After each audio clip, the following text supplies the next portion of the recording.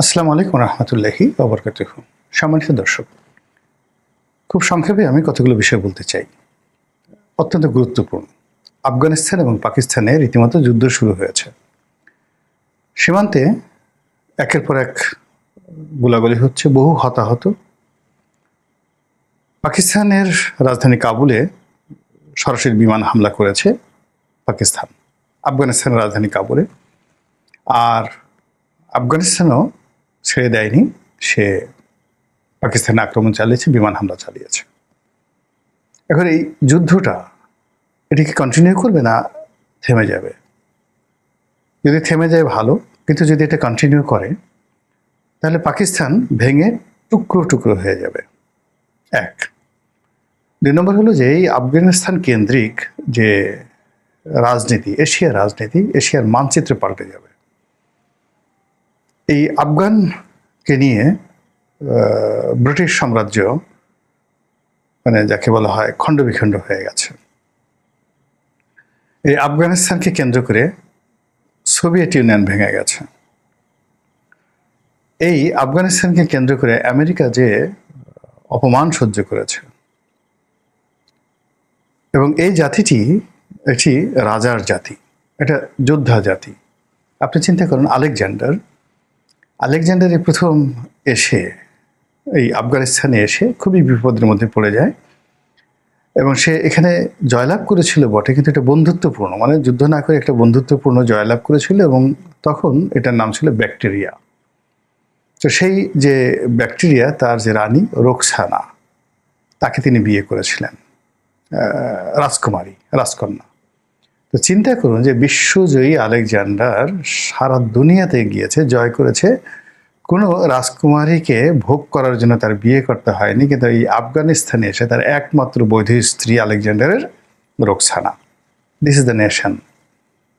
ইংরেজরা দুইবার আক্রমণ করেছে, পারেনি, দখলই করতে পারেনি। ভারত বিভিন্ন সময়ে আফগানিস্তানের সঙ্গে বন্ধুত্ব করেছে, এবং আপনি অবাক হয়ে যাবেন যে ভারত যে এই মুঘলরা শাসন করেছে, তো মুঘলরা কোত্থেকে গেছে? এই আফগানিস্তান থেকে গেছে। জহিরুদ্দিন মোহাম্মদ বাবর কাবুলের শাসক ছিলেন।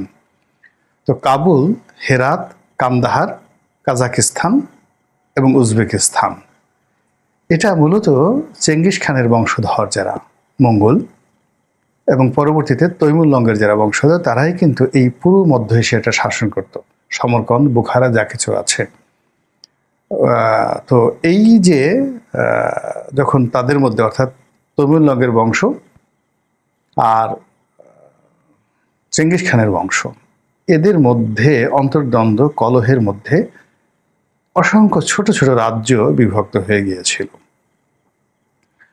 তো সেক্ষেত্রে বাবর তার নিজ রাজ্যে ফারগানাতে টিকতে না পেরে তিনি এসে কাবুল দখল করলেন, এবং সেই কাবুল থেকে এসে তিনি ভারতবর্ষের যে শাসন ব্যবস্থা চালু করলেন। ৩.৫ বছর মোগলরা এই ভারতবর্ষ শাসন করলো, এবং তখন এই কাবুল, আফগানিস্তান এক দেশ ছিল। কিন্তু বুঝতে হবে যে কিং ছিল কারা, রুলার ছিল কারা। কাবুলের পরিবর্তে রাজধানী ছিল দিল্লি, আগ্রা। আবার কখনো কখনো লাহোরকে তারা শীতকালীন রাজধানী হিসেবে বা গ্রীষ্মকালীন রাজধানী হিসেবে ব্যবহার করেছে। কিন্তু এই ৩.৫ বছর বেসিক্যালি আফগান জনগণ ভারতবর্ষ শাসন করেছেন। আচ্ছা, এরপরে আমরা জানি আহমদ শাহ আবদালি ভারত আক্রমণ করেছিলেন, এবং আহমদ শাহ আবদালি যে তৃতীয় পানিপথের যুদ্ধে মারাঠাদেরকে পরাজিত করে ভারত দখল করেছেন, কোথাকার লোক তিনি? আহমদ শাহ আবদালি এই আফগানিস্তানের লোক। আমাদের এই যে ভারতবর্ষের উপর তাদের যে শাসন ক্ষমতা, কর্তৃত্ব, পাকিস্তানের তো কোনো অস্তিত্বই ছিল না। তারা সবসময় আফগানিস্তানের অধীন ছিল, হাজার বছরের ইতিহাসে। তো সেই আফগানিস্তানের সঙ্গে সাম্প্রতিক সময় আমরা অনেক ঠাট্টা করছি, মস্করা করছি যে তাদের টাকা নাই, জুব্বা পরে, ইত্যাদি ইত্যাদি নানা রকম ঘটনা। কিন্তু তাদের যে শাসন করার ক্ষমতা, খুব অল্প সময় দেখেন সারা দুনিয়া থেকে তারা বিচ্ছিন্ন। তো সারা দুনিয়া থেকে বিচ্ছিন্ন কাগজে কলমে, কিন্তু যেভাবে তারা ফরেন ট্রেড করছে রাশিয়ার সঙ্গে, যেভাবে তারা চীনের সঙ্গে বৈদেশিক বাণিজ্য করছে, যেভাবে তারা আমেরিকার সবচেয়ে অত্যাধুনিক অস্ত্র, দ্য বেস্ট বিমান, কামান, গোলা বারুদ, এখন এগুলো চালাচ্ছে কারা? তালেবানরা চালাচ্ছে। এগুলো বাংলাদেশ আর্মিকে যদি এই জিনিসগুলো চালাতে বলা হয়, বলেন তো কতদিনের ট্রেনিং লাগবে? একটা F-35 বিমান চালাতে কতদিনের ট্রেনিং লাগবে? একটি অ্যাপাচি হেলিকপ্টার চালাতে কতদিনের ট্রেনিং লাগবে?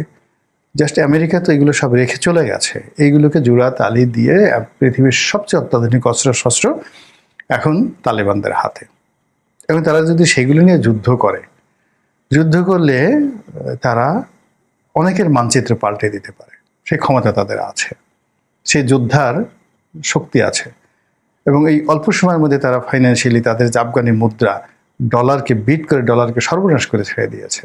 আমেরিকা তাদের $8 বিলিয়ন আটকে রেখেছে। তাদের রিজার্ভ, ফরেন রিজার্ভটা আমেরিকাতে ছিল 100%, পুরো টাকাটা তারা আটকে দিয়েছে। কই আফগানিস্তান তো কিছুই হয়নি। তো সেই আফগানিস্তানের সাথে যদি পাকিস্তানের এই মুহূর্তে যুদ্ধ বাদে, সেই যুদ্ধের পেছনে মূলত পাকিস্তানকে উস্কে দিচ্ছে আমেরিকা। এখন আমেরিকা, পাকিস্তান এবং বাংলাদেশের জামাত ইসলামী এক বেল্টে। সেখানে যদি এই বেল্টের সাথে তাদের দ্বিতীয় অপশন হলো বিএনপি। আবার আফগানিস্তানের সাথে যদি আপনি আফগানিস্তানের যুদ্ধে যদি তারা অংশগ্রহণ করে, তাহলে আরেকটা বলয় তৈরি হয়ে যাবে। ভারত, আফগানিস্তান, রাশিয়া, চীন, এবং চীন এখানে নিউট্রাল ভূমিকা পালন করবে, যেহেতু পাকিস্তান তাদের ঘনিষ্ঠ বন্ধু।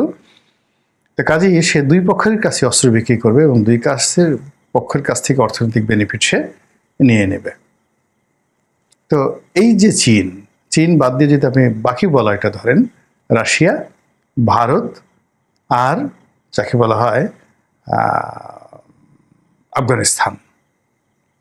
এরপরে আপনি বাংলাদেশে এসে দেখেন যে ইতিমধ্যে মামুনুল হক, হেফাজতে ইসলাম, যে এখন বিএনপির সঙ্গী, সে কিন্তু পাকিস্তান যায়নি। সে কোথায় গিয়েছে? আফগানিস্তান গিয়েছে। তো হেফাজতের মামুনুল হক থেকে শুরু করে আরেকটা বিশাল গ্রুপ, তারা কিন্তু পাকিস্তানের পরিবর্তে আফগানিস্তানকেই তাদের নেতা মনে করে। কারণটা হলো যে সেখানে তারা যে তালেবানি বিপ্লবটা করেছে, যে সরকার ব্যবস্থাটা তারা সেখানে চালাচ্ছে, আমাদের দেশে যদি কওমি লাইনের মাদ্রাসার শিক্ষা ব্যবস্থা ধরেন, সেটা মূলত আসলে তালেবানি শিক্ষা, যেটা আফগানিস্তান মডেল। এগুলো এক। 2 নম্বর হলো যে আফগানিস্তানে যে তালেবান আছে, সেই তালেবানের যে শাখাটি তেহরিকে তালেবান মানে নামে পাকিস্তান, মানে তেহরিকে তালেবান পাকিস্তান বা পাকিস্তান তেহরিকে তালেবান, এরকম কি একটা সংগঠন, যেটা আফগানিস্তানের তালেবানদের একটা অঙ্গ সংগঠন। যেমন জামাত ইসলামী পাকিস্তান, তাদের অঙ্গ সংগঠন জামাত ইসলামী বাংলাদেশ, তেমনি আফগানিস্তানের যে তালেবান অফ আফগানিস্তান, তেহরিকে যাকে বলা হয় তালেবান অফ পাকিস্তান।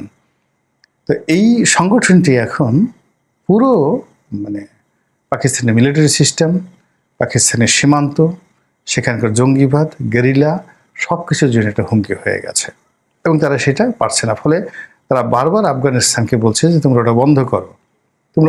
আমরা যেভাবে ভারতকে বলেছি আওয়ামী লীগকে থামাও, শেখ হাসিনাকে থামাও, তদ্রুপ তারা এই গত সেই কয়েক বছর ধরে বারবার শুধু বলছে যে তেহরিকে এই তালেবান অফ পাকিস্তান তাদেরকে থামানো হোক, কিন্তু তারা থামছে না, বরং আরও শক্তিমত্তা বৃদ্ধি করছে। ফলে এখানে যুদ্ধটা অনিবার্য হয়ে গেছে, এবং Pakistan damn care Afghanistan damn care. এদিকে যখন এরকম বিমান হামলা চলছে কাবুলে, ঠিক সেই সময়টাতে মানে অনেকটা ঠাট্টা মশকরার মতো, পোলাপান যদি কখনো খেলনা প্লেন ছাড়ে বা সেটা দিয়ে ঠাস ঠাস ঠাস ঠাস করে গুলি করার চেষ্টা করে, আপনি যেভাবে হাসবেন, তো ওইভাবে কাবুলে বিমান হামলা হয়েছে। তখন তাদের যে পররাষ্ট্রমন্ত্রী, আফগানিস্তানের পররাষ্ট্রমন্ত্রী, তিনি ভারত ভ্রমণে ছিলেন। তো সেখানে তিনি সাংবাদিকদেরকে বলেছেন যে আমরা তো ভয় পাই না বা ভয় পাচ্ছি না, এটা নিয়ে আমাদের কিছু বলার কিছু নাই। যারা ভয় পেয়েছে তাদেরকে আপনারা জিজ্ঞাসা করেন যে তাদের প্রতিক্রিয়া কী। আমাদের এটার কোনো প্রতিক্রিয়া নাই, আমরা এটা মোকাবেলা করব। তো এই যে ভারতের সঙ্গে তাদের যে নতুন বন্ধন, সেই বন্ধনে যদি এই যুদ্ধটা দীর্ঘমেয়াদে চলতে থাকে, এই বিরোধটা চলতে থাকে, আলটিমেটলি সাবকন্টিনেন্টে ভারতের আধিপত্য বেড়ে যাবে।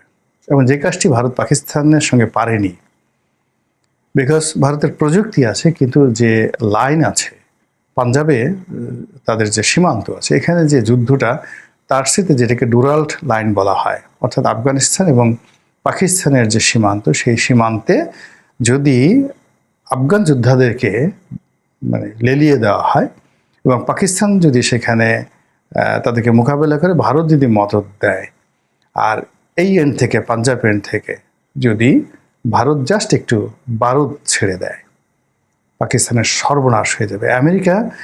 আমেরিকা যার বন্ধু হয়েছে তার তো আসলে সর্বনাশের জন্য আর কিছুই দরকার হয় না। তো সেই ক্ষেত্রে আমেরিকা কেন্দ্রিক, পিটার ডি হাস কেন্দ্রিক, তারপরে রোহিঙ্গা কেন্দ্রিক, ডিপ স্টেট কেন্দ্রিক যে পলিটিক্যাল পোলারাইজেশন চলছে বাংলাদেশে, এই বরফ গলে রীতিমতো পানি হয়ে যাবে।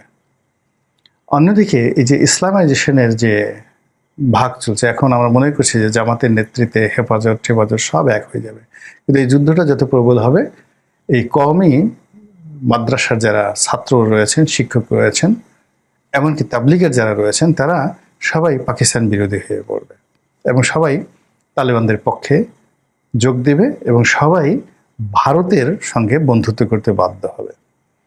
আর ভারতের সঙ্গে যদি বন্ধুত্ব হয় বা ভারত যদি এখানে আরও সুবিধাজনক অবস্থায় হয়, প্রতিদিন টুস করে ঢুকে পড়ার যে হুমকি, বলেন তো এটা বাড়বে না কমবে?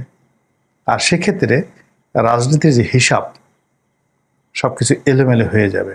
নতুন করে রাজনীতির হিসাব আবার কষতে হবে বিএনপিকে, জামাতকে, অন্যান্য যারা রাজনৈতিক দল আছে। একটার পর একটা জটিল পরিস্থিতির সৃষ্টি হচ্ছে। আল্লাহ ভালো জানেন কোনটি আমাদের জন্য ভালো হবে। দোয়া করি আল্লাহ যেন সব কিছু আমাদের কল্যাণের জন্য করেন। আসসালামু আলাইকুম রহমতুল্লাহি ওয়া বারাকাতুহু।